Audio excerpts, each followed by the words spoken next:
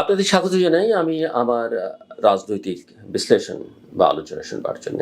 নির্বাচনী প্রতীক শাপলা নিয়ে এনসিপি ও ইসির অর্থাৎ নির্বাচন কমিশনের বিরোধ এখন কেবল প্রশাসনিক জটিলতা নয়, এটি নতুন রাজনীতির বক্তব্য। রাষ্ট্র প্রতীকের মর্যাদা আর নির্বাচনী ন্যায্যতার ত্রিভুজে আটকে থাকা এক বড় প্রতীকী লড়াই। জুন থেকে শুরু হওয়া এই টানাপোড়েন চিঠির পর চিঠি, বৈঠকের পর বৈঠক পেরিয়ে আজও মীমাংসিত নয়। এনসিপির অবস্থান সরল, শাপলা না হলে নির্বাচন নয়। ইসির যুক্তি সরাসরি, শাপলা জাতীয় প্রতীকের কেন্দ্রীয় অংশ, আইনগত ও নীতিগত কারণে তালিকায় নেই, তাই বরাদ্দের প্রশ্নই ওঠে না। এই টানটান অবস্থানকে ঘিরে রাজনীতির ভেতরে আরেক দফা অনিশ্চয়তা, অভিযোগ আর পাল্টা অভিযোগ ঘনীভূত হচ্ছে। সাম্প্রতিক দিনগুলোতে গণমাধ্যমে যেভাবে বিষয়টি উঠে এসছে, তাতে ইসির নতুন প্রকাশিত তালিকায় ১১৫টি প্রতীক থাকলেও শাপলা নেই, এমনকি নৌকাও নেই। এ তথ্য স্পষ্ট হয়েছে। এনসিপির বক্তব্য শাপলা জনগণের কাছে গ্রহণযোগ্য। জুলাইয়ের পদযাত্রা ও গণসমাবেশে শাপলা ঘিরে যে স্বতঃস্ফূর্ততা দেখেছি, তা থেকেই আমরা প্রতীকটা চাইছি। দলটি বলছে, ইসি যদি শাপলা না দেয়, নিবন্ধন নেব না, এমন সতর্ক সুরও তারা বিভিন্ন সময়ে ব্যবহার করেছে। এই অবস্থান সংবাদ মাধ্যমে বারবার এসেছে এবং দলীয় নেতাদের মন্তব্যেও তা অটুট রয়েছে। ইসির যুক্তির কেন্দ্রে আছে জাতীয় প্রতীকের মর্যাদা। সংবিধিবদ্ধ নথিতে জাতীয় প্রতীকের বর্ণনা দেয়া, শাপলা পানিতে ভাসমান থাকবে, দুপাশে ধানের শীষ আর উপরে 3টি সংযুক্ত পাটপাতা, দুই পাশে তারাও থাকে, এটি আমরা জানি। জাতীয় প্রতীককে নির্দিষ্ট স্থান ও অনুষ্ঠানে প্রদর্শনের বিধানও রয়েছে এবং সরকারি লিখিত অনুমতি ছাড়া অন্যত্র ব্যবহারে নিষেধাজ্ঞা। এই কাঠামো বহুদিন আগেই স্থির হয়েছে। তাই ইলেকশন কমিশনের বক্তব্য, শাপলা যেহেতু জাতীয় প্রতীকের কেন্দ্রীয় ফুল, এটিকে ভোটের প্রতীক হিসেবে তালিকাভুক্ত করা যাবে না। এই যুক্তির পেছনে আইনি ব্যাখ্যাই প্রধান। এখানে এনসিপির পাল্টা যুক্তি হলো, জাতীয় প্রতীকের উপাদানের সাথে ঘনিষ্ঠ এমন প্রতীক ইতোমধ্যে আছে। বিএনপির ধানের শীষ, জেএসডি রবের তারা, জাপার কাঁঠাল জাতীয় ফল, তৃণমূল বিএনপির সোনালী আঁশ, এগুলো যখন টিকে আছে তখন শাপলা কেন নয়? ইসির জবাব, ধানের শীষ যে রূপে আছে তা জাতীয় প্রতীকের 2 কানের সঙ্গে এক নয়, আর শাপলা হলো মূল উপাদান, অন্যগুলো শোভামণ্ডিত সংযোজন, তাই তুলনাটা টেকে না। এই বিভাজন কেন্দ্রীয় বনাম অলংকারিক নির্বাচনী নীতির এক নতুন ব্যাখ্যা এনে দিয়েছে, যা সম্প্রতি ইলেকশন কমিশন সংশ্লিষ্টদের বক্তব্যে উঠে এসছে এবং সংবাদ মাধ্যমেও প্রতিফলিত। এখন প্রশ্ন দাঁড়ায়, আইন ও নীতির মধ্যে ব্যাখ্যার জায়গা কতখানি? জাতীয় প্রতীকের মর্যাদা রক্ষার যুক্তি শক্তিশালী, কারণ রাষ্ট্রচিহ্নের অবমাননা বা অবমূল্যায়ন দণ্ডনীয় অপরাধের মধ্যে পড়ে, একথা বিধিমালায় সুস্পষ্ট। কিন্তু নির্বাচনী প্রতীকের ইতিহাস বলছে 2008 সালে দল নিবন্ধন চালুর আগে অনেক প্রতীকী রীতির ভিত্তিতে চিহ্নিত ছিল, পরে সেগুলো প্রাতিষ্ঠানিক স্বীকৃতি পেয়েছে। তাই রীতি বনাম নতুন ব্যাখ্যা, এই সংখ্যাটি আসলে এনসিপি নির্বাচন কমিশন বিতর্কের কেন্দ্রে। ইসির সাম্প্রতিক গেজেটে 69 থেকে বাড়িয়ে 115টি প্রতীক রাখা হলেও শাপলা বাদ পড়েছে। অন্যদিকে নৌকাও স্থগিত আছে। এই দুটো সিদ্ধান্তই বোঝায় কমিশন প্রতীকের প্রশ্নটিকে নীতিগত পুনর্গঠনের জায়গায় নিয়ে গেছে। এখানে রাজনৈতিক সংকেতও পড়া দরকার।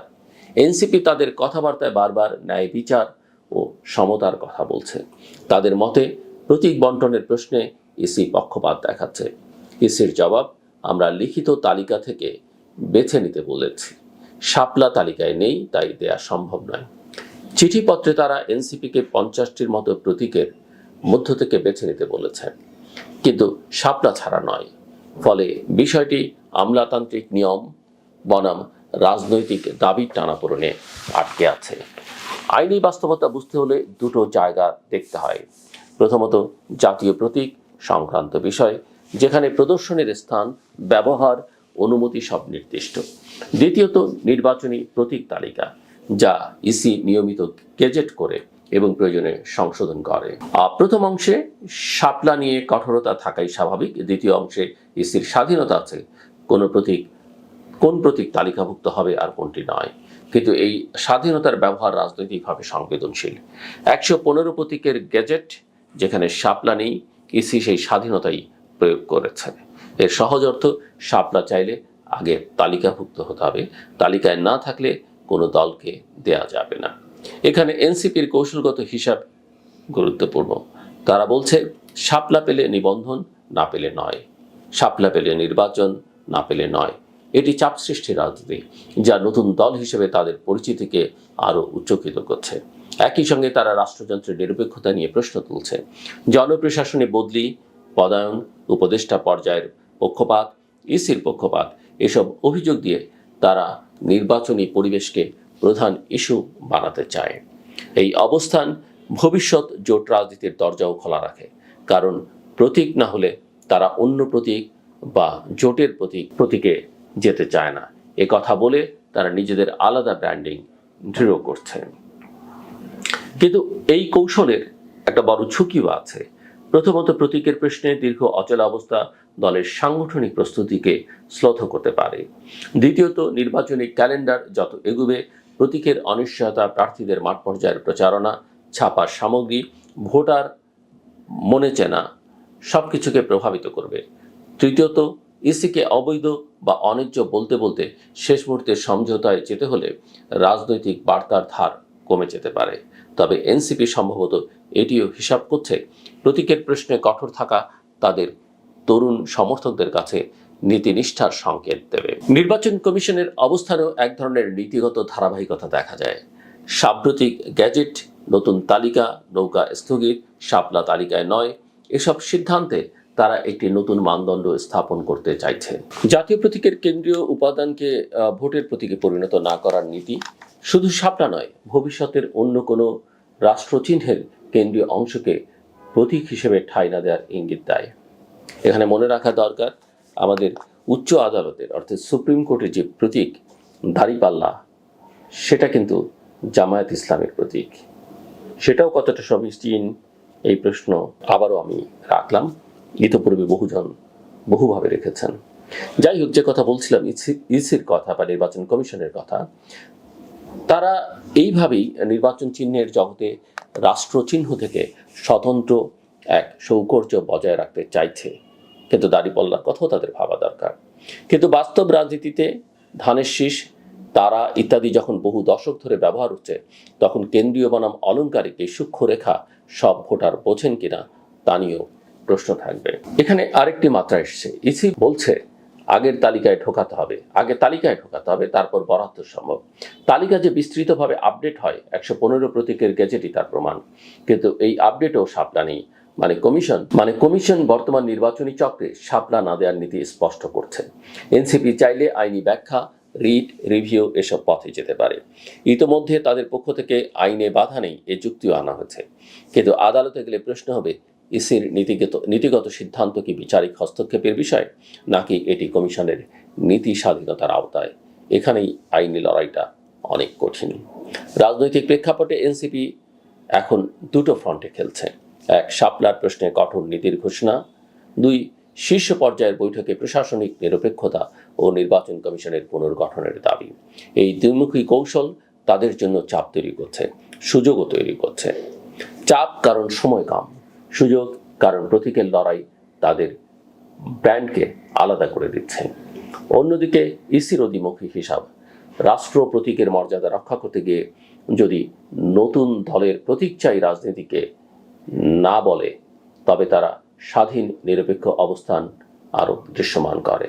কিন্তু এর প্রতিক্রিয়া যদি একটি উল্লেখযোগ্য নতুন শক্তি নির্বাচন বর্জনের পথে যায়, তাহলে প্রতিযোগিতামূলক পরিবেশে তার প্রভাব পড়বে। কারণ আওয়ামী লীগ নেই, তার মিত্ররা এই নির্বাচনে থাকতে পারবে কিনা সেটা একটা বড় প্রশ্ন। এইসব বিষয় হিসেবের মধ্যে রাখতে হয়। আমার পাঠে এই দ্বন্দ্বের একটি বাস্তবসম্মত সমাধান আছে। শাপলার ডেরিভেটিভ বা কাছাকাছি কিন্তু আলাদা প্রতীকে সমঝোতা, যেখানে ভিজুয়াল সাদৃশ্য রেখে জাতীয় প্রতীকের কেন্দ্রীয় ফুলকে সরাসরি ব্যবহার না করে শাপলা সংকেত বহনকারী কোনো প্রতীক তালিকাভুক্ত করা যায়। উদাহরণস্বরূপ, পুকুরের ঢেউ, লতাপাতা বা শাপলা পাতা, এমন কিছু যা ফুল নয়, কিন্তু এনসিপি তাদের রাজনৈতিক কাহিনীর সঙ্গে মিলিয়ে নিতে পারে। এতে রাষ্ট্রচিহ্নের মর্যাদাও থাকে, নতুন দলের ব্র্যান্ডিংও বাঁচে। ইসির জন্য একটা নীতির মধ্যে নমনীয়তা দেখানোর সুযোগ। তবে এই সমঝোতা ততটাই সম্ভব যতটা উভয় পক্ষ জয়ী ঘোষণার বদলে সমাধান খুঁজতে আগ্রহী। একই সঙ্গে প্রতীকের বাইরে বড় প্রশ্নটি হচ্ছে নির্বাচনী আস্থার সংকট। এনসিপি যে অভিযোগগুলো তুলছে, জনপ্রশাসনের বদলি, পদায়ন, উপদেষ্টাদের পক্ষপাত, ইসির আচরণ, এসবের অনেক কিছুই রাজনৈতিক বার্তা, কিন্তু কিছু কিছু বিষয় নীতিগত স্পষ্টীকরণ দাবি করে।